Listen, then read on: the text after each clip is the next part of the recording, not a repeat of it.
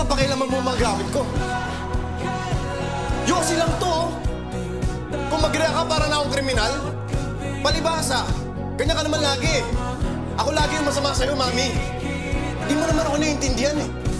Ano bang wala ka sa mga ritual? Ikaw! Ikaw ang problema, Mami. Kasi kung magsalita ka, parang wala kang kasalanan, parang wala kang mali. Bababuntis ka nga. 16 ka lang nun, Mami. Hindi na siya gumising. At sama sinabi ko sa kanya.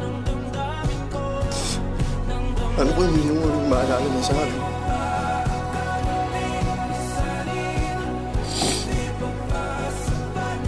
Sabi, kung maririnig mo ako,